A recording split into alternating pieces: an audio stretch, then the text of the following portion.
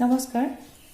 আজি আমি আলোচনা কৰোঁ ভাৰতবৰ্ষত বৰ্তমান প্ৰচলিত দৰিদ্ৰতা নিৰ্মূলকৰণৰ বিভিন্ন আঁচনিসমূহৰ বিষয়ে।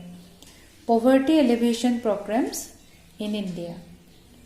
আমি প্ৰথমে কওঁ প্ৰধানমন্ত্ৰী জন ধন যোজনা আঁচনিৰ বিষয়ে।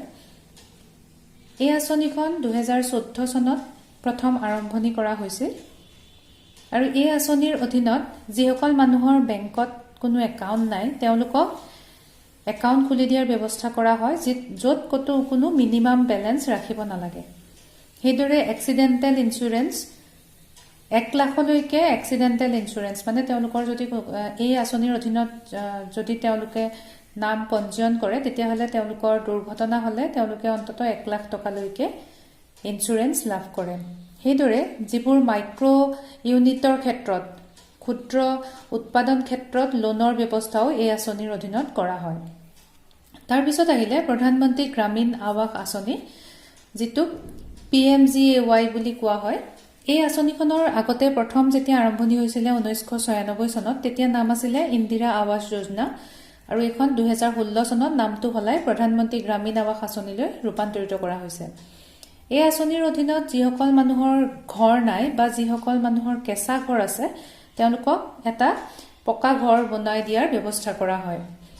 কিন্তু যিটো ফেমিলিত দুচকীয়া বাহন বা তেনেকুৱা তাতকৈ 3চকীয়া বা 4চকীয়া বাহন থাকে তেওঁলোক ইয়াৰ কাৰণে যোগ্য বুলি বিবেচিত নহয়।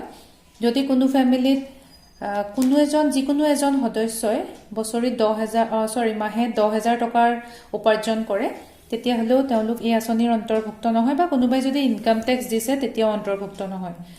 আনহাতে যদি কোনো পৰিয়ালত বিকলাংগ কোনো ল'ৰা ছোৱালী আছে, বিকলাংগ মানুহ আছে আৰু তেওঁলোকৰ দৰিদ্ৰ সীমাৰেখাৰ তলত আছে, তেওঁলোকো কিন্তু এই আঁচনিৰ অন্তৰ্ভুক্ত হ'ব।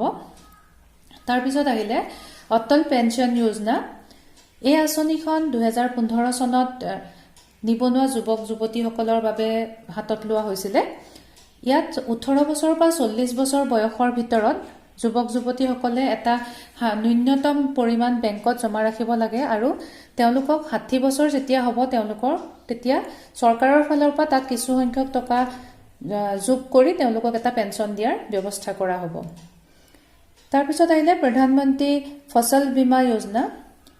এই আঁচনিখন 2016 চনত হাতত লৈছিলে আৰু এই আঁচনিৰ মতে যিকোনো কৃষকে তেওঁলোকৰ যি শস্য খেতি কৰিব সেই শস্যক বীমা কৰিব পাৰে। তাৰমানে প্ৰাকৃতিক দুৰ্যোগৰ পৰা বচাবলৈ বা পোকৰ আদিৰ আক্ৰমণৰ পৰা বচাবলৈ বা ফচলৰ পৰা ভাল ফলাফল নহ'লে যদি বীমা কৰাই থোৱা থাকে তেতিয়াহ'লে চৰকাৰে তেওঁক উপযুক্ত ধন পৰিশোধ কৰে।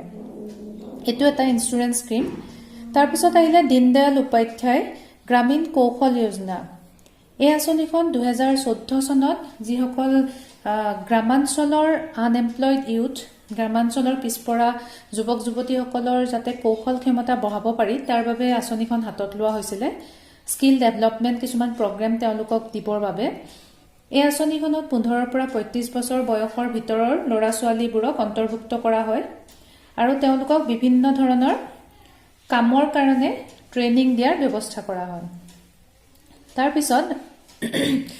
তাৰপিছত আহিলে Mahatma Gandhi national rural employment guarantee act, Mahatma Gandhi ৰাষ্ট্ৰীয় গ্ৰামীণ নিযুক্তি নিশ্চিতকৰণ আঁচনি।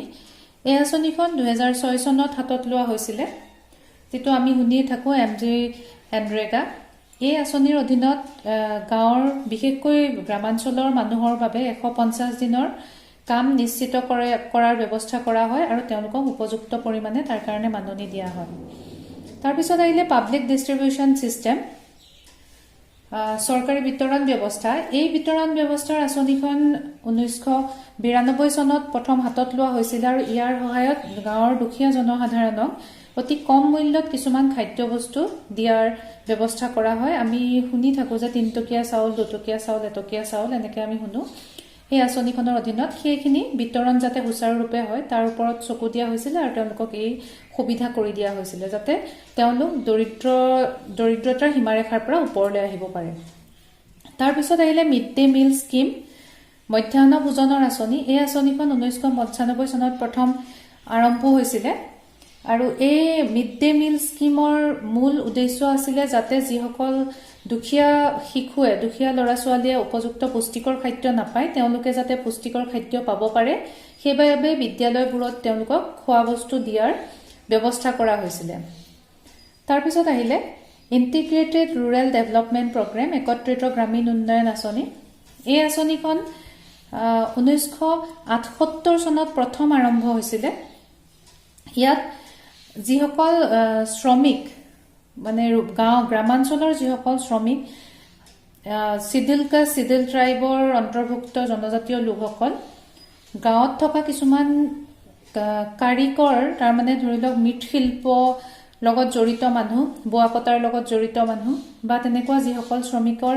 উপযুক্ত কলা কৌশল নাই তেওঁলোকক ট্ৰেইনিং দিয়াৰ ব্যৱস্থা কৰা হৈছিল আৰু কিছুমান সৰু সুৰা উদ্যোগৰ বাবে লোনৰ ব্যৱস্থাও এই আঁচনিৰ অধীনত কৰা হৈছিল তাৰপিছত আহিলে national old age pension scheme এটো বৃদ্ধ পেঞ্চন আঁচনি এই আঁচনি 1995 চনত আৰম্ভ কৰা হৈছিল ইয়াত যিসকলৰ বিপিএল কাৰ্ড আছে তাৰমানে দৰিদ্ৰ সীমাৰেখাৰ তলত যিসকল লোক বাস কৰে তেওঁলোকক আৰু যদি তেওঁলোকৰ আৰু এনেকুৱা কিছুমান ব্যক্তিও যিসকলৰ কোনো উপাৰ্জনৰ পথ নাই পৰিয়ালৰ কোনো উপাৰ্জন নকৰে তেনেকুৱা লোককো 60 বছৰৰ ওপৰত যেনেকুৱা ব্যক্তিয়ে আবেদন কৰি এই পেঞ্চন পাবলৈ সক্ষম হয় এইদৰে বহুত আঁচনি ইয়াৰ উপৰিও আৰু বহুত আঁচনি আছে কিন্তু ইয়াত অকল মূল আঁচনিসমূহৰ বিষয়ে আলোচনা কৰা হৈছে আৰু এইদৰে আমাৰ ভাৰতবৰ্ষত এই আঁচনিবোৰৰ অধীনত দৰিদ্ৰতাৰ যিটো প্ৰভাৱ ভাৰতত সেই প্ৰভাৱ নাইকিয়া কৰিবলৈ বা কমাবলৈ চেষ্টা কৰি থকা হৈছে ধন্যবাদ